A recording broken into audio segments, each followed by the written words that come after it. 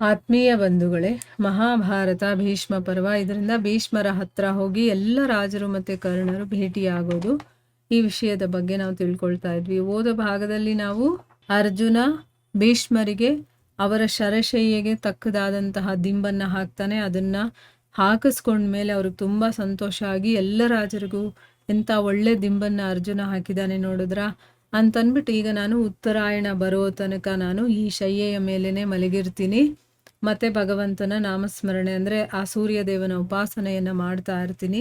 ಕೊನೆಯಲ್ಲಿ ನನ್ನ ಒಂದು ಪ್ರಾರ್ಥನೆ ಏನಪ್ಪ ಅಂತಂದರೆ, ನೀವು ಒಬ್ರಿಗೊಬ್ರು ವೈರತ್ವವನ್ನು ಬಿಟ್ಟು ಯುದ್ಧವನ್ನು ನಿಲ್ಲಿಸ್ಬಿಡಿ ಅಂತೆಲ್ಲ ಹೇಳ್ತಾರೆ.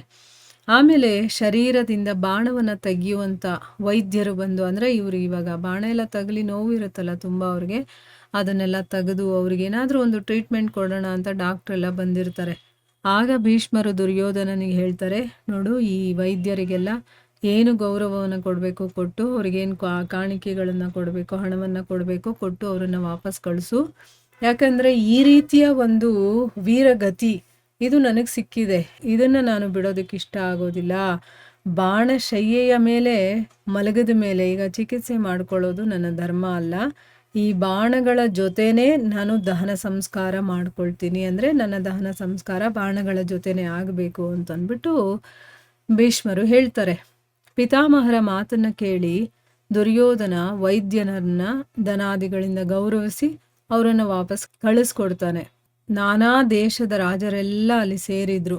ಅವರು ಭೀಷ್ಮರ ಈ ಧರ್ಮನಿಷ್ಠೆ ಮತ್ತು ಸಾಹಸವನ್ನು ನೋಡಿ ಬಹಳ ವಿಸ್ಮಿತರಾಗ್ತಾರೆ. ಆಮೇಲೆ ಕೌರವರು ಮತ್ತು ಪಾಂಡವರು ಬಾಣಗಳ ಶಯ್ಯೆಯ ಮೇಲೆ ಮಲಗಿರುವಂಥ ಭೀಷ್ಮರನ್ನ 3 ಪ್ರದಕ್ಷಿಣೆ ಹಾಕಿ ಅವರಿಗೆ ನಮಸ್ಕಾರ ಮಾಡಿಕೊಳ್ತಾರೆ.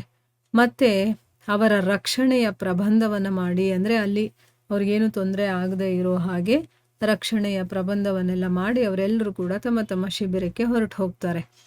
ಮಹಾರಥಿ ಪಾಂಡವರು ತಮ್ಮ ಚಾವಣಿಗಳಲ್ಲಿ ಪ್ರಸನ್ನರಾಗಿ ಕುಳಿತಿದ್ರು. ಅದೇ ಸಮಯಕ್ಕೆ ಸರಿಯಾಗಿ ಭಗವಂತ ಶ್ರೀಕೃಷ್ಣ ಬಂದು ಯುಧಿಷ್ಠಿರನಿಗೆ ಹೇಳ್ತಾನೆ, ರಾಜನೇ, ಬಹಳ ಸೌಭಾಗ್ಯದ ವಿಷಯ ನೀವು ಗೆದ್ದಿರುವಂಥದ್ದು. ಭೀಷ್ಮರು ಹೊಡೆಯಲ್ಪಟ್ಟಿದ್ರೂ ಕೂಡ ಇದು ಒಳ್ಳೆ ವಿಷಯನೇ. ಈ ಮಹಾರಥಿ ಸಂಪೂರ್ಣ ಶಾಸ್ತ್ರಗಳ ಪಾರಗಾಮಿಗಳಾಗಿದ್ರು. ಅಂದರೆ ಭೀಷ್ಮರು ಸಾಮಾನ್ಯ ವಿಷಯರಲ್ಲ, ಅವರು ಎಲ್ಲ ಶಾಸ್ತ್ರಗಳು ಎಲ್ಲವೂ ಗೊತ್ತಿರುವಂಥದ್ದು. ಮನುಷ್ಯರು ಅವರನ್ನು ಕೊಲ್ಲೋದಕ್ಕೆ ಸಾಧ್ಯನೇ ಇಲ್ಲ. ಅಷ್ಟೇ ಅಲ್ಲ, ದೇವತೆಗಳು ಕೂಡ ಇವರನ್ನು ಗೆಲ್ಲೋದಕ್ಕಾಗ್ತಾ ಇರಲಿಲ್ಲ. ಆದರೆ ನಿಮ್ಮ ತೇಜಸ್ಸಿನಿಂದ ಇವರು ದಗ್ಧರಾದರು, ಅಂದರೆ ನಿಮ್ಮಲ್ಲಿ ತೇಜಸ್ಸಿರೋ ಕಾರಣದಿಂದ ಅವರು ಈ ರೀತಿ ಆಗಿರೋದಕ್ಕೆ ಆಯಿತು ಅಂತ ಹೇಳ್ತಾರೆ. ಆಗ ಯುಧಿಷ್ಠಿರ ಹೇಳ್ತಾನೆ, ಕೃಷ್ಣ, ವಿಜಯ ಅನ್ನೋದಂತೂ ನಿನ್ನ ಕೃಪೆಯ ಫಲ. ನೀನು ಭಕ್ತರ ಭಯವನ್ನು ದೂರ ಮಾಡುವಂಥವನು, ಮತ್ತು ನಾವು ನಿಮ್ಮ ಶರಣಾಗತಿಯಲ್ಲಿ ಇರುವಂಥವ್ರು. ಯಾರ ರಕ್ಷಣೆಯನ್ನು ನೀವು ಮಾಡ್ತಿರೋ ಅವರ ವಿಜಯವಾದರೆ ಅದರಲ್ಲಿ ಆಶ್ಚರ್ಯದ ಮಾತೇನೂ ಇಲ್ಲ. ನೀವಿದ ಮೇಲೆ ಅಲ್ಲಿ ವಿಜಯ ಅನ್ನೋದು ಇದ್ದೇ ಇರತ್ತೆ. ಸೊ ನೀವು ನಮ್ಮ ಜೊತೆ ಇರೋದ್ರಿಂದ ನಮಗೆ ವಿಜಯ ಸಿಕ್ಕಿದೆ ಅಂದರೆ ಅದರಲ್ಲಿ ಆಶ್ಚರ್ಯದ ಮಾತು ಏನೂ ಇಲ್ಲ. ನನ್ನ ವಿಶ್ವಾಸ ಏನಪ್ಪ ಅಂತಂದರೆ, ಯಾರು ಸರ್ವತ್ರ ನಿಮ್ಮ ಆಶ್ರಯವನ್ನು ಪಡೆದಿರ್ತಾನೋ ಅವನಿಗೆ ಯಾವ ವಿಷಯವೂ ಕೂಡ ಆಶ್ಚರ್ಯಜನಕವಾಗಿರೋದಿಲ್ಲ. ಅಲ್ಲಿ ಏನು ಬೇಕಾದರೂ ನಡೆಯೋದಕ್ಕೆ ಸಾಧ್ಯತೆ ಇದೆ, ಅಲ್ಲಿ ಆಶ್ಚರ್ಯ ಪಡುವಂಥ ಮಾತೇ ಇಲ್ಲ ಅಂತ ಹೇಳ್ತಾನೆ. ಅವನು ಈ ರೀತಿ ಹೇಳಿದಾಗ ಭಗವಂತ ಮುಗುಳ್ನಗ್ತಾ ಹೇಳ್ತಾನೆ, ಮಹಾರಾಜ, ಈ ಹೇಳಿಕೆ ನಿಮ್ಮ ಅನುರೂಪವಾಗೇ ಇದೆ. ನೀವು ಹೇಗಿದ್ದೀರೋ ಹಾಗೆ ನಿಮ್ಮ ಮಾತುಗಳು ಕೂಡ ಇದೆ ಅಂತ ಹೇಳ್ತಾನೆ.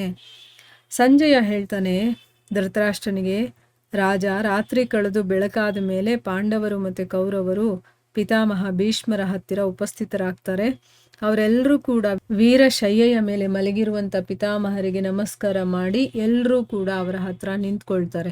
ಸಾವಿರಾರು ಕನ್ಯೆಯರು ಕೂಡ ಅಲ್ಲಿಗೆ ಬಂದು ಭೀಷ್ಮರ ಶರೀರದ ಮೇಲೆ ಚಂದನ ಮತ್ತು ಹೂಗಳ ಮಾಲೆಗಳನ್ನು ಹಾಕಿ ಅವರ ಪೂಜೆಯನ್ನು ಮಾಡ್ತಾರೆ. ದರ್ಶಕರಲ್ಲಿ ಸ್ತ್ರೀಯರೂ ಇದ್ದರು, ವೃದ್ಧರಿದ್ದರು, ಬಾಲಕರು, ಡೋಲನ್ನು ಬಡಿಯುವಂಥವರು, ನಟರು, ನರ್ತಕರು ಮತ್ತು ಶಿಲ್ಪಿಗಳು, ಎಲ್ಲ ಶ್ರೇಣಿಗಳ ಜನರು ಕೂಡ ಇದ್ದರು. ಎಲ್ಲರೂ ಬಹಳ ಶ್ರದ್ಧೆಯಿಂದ ಅವರ ದರ್ಶನ ಮಾಡೋದಕ್ಕೆ ಬಂದಿದ್ದರು.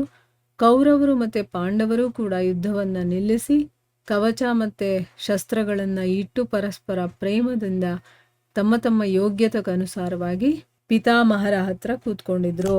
ಬಾಣಗಳ ಗಾಯಗಳಿಂದ ಭೀಷ್ಮರ ಶರೀರ ಉರಿತಾ ಇತ್ತು. ನೋವಿನಿಂದ ಅವರಿಗೆ ಮೂರ್ಛೆ ಬಂದ್ಬಿಡ್ತಾ ಇತ್ತು.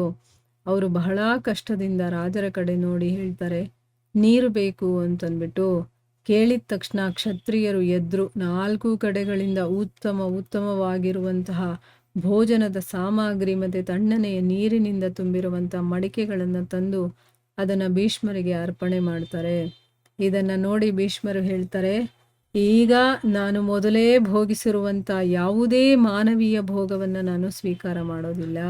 ಯಾಕೆ ಅಂತಂದರೆ ನಾನು ಈಗ ಮಾನವ ಲೋಕದಿಂದ ಬೇರ್ಪಟ್ಟು, ಅಂದರೆ ಈ ಭೂಮಿಗೆ ಅವ್ರು ಟಚ್ಚೇ ಆಗಿಲ್ಲ. ಈಗ ಬಾಣಗಳ ಶಯ್ಯೆಯ ಮೇಲೆ ಮಲಗಿದ್ದೀನಿ, ನಾನು ಈ ಲೋಕಕ್ಕೆ ಟಚ್ಚು ಕೂಡ ಮಾಡ್ಕೊಂಡಿಲ್ಲ, ಅಂದರೆ ಬೇರ್ಪಟ್ಟಿದ್ದೀನಿ ನಾನು ಅಂತ ಹೇಳಿ ಅವರು ರಾಜರ ಬುದ್ಧಿಯನ್ನು ನಿಂದನೆ ಮಾಡ್ತಾ ಹೇಳ್ತಾರೆ, ಈ ಸಮಯದಲ್ಲಿ ನಾನು ಅರ್ಜುನನನ್ನು ನೋಡಬೇಕು ಅಂತ ಇಷ್ಟಪಡ್ತೀನಿ ಅಂತ ಹೇಳ್ತಾರೆ. ಅಂದರೆ ಅವ್ರ ಮನಸ್ಸಿನ ಮಾತು ಏನಿದೆ ಅನ್ನೋದು ಅರ್ಜುನ ಅರ್ಥ ಮಾಡ್ಕೊಳ್ಬಲ್ಲ ಅಂತಂದ್ಬಿಟ್ಟು ಅವನನ್ನು ನಾನು ನೋಡಬೇಕು ಅಂತ ಹೇಳ್ತಾರೆ. ಸೊ ಇಲ್ಲಿಗೆ ನಾವು ನಿಲ್ಲಿಸೋಣ. ಹರೇ ಕೃಷ್ಣ.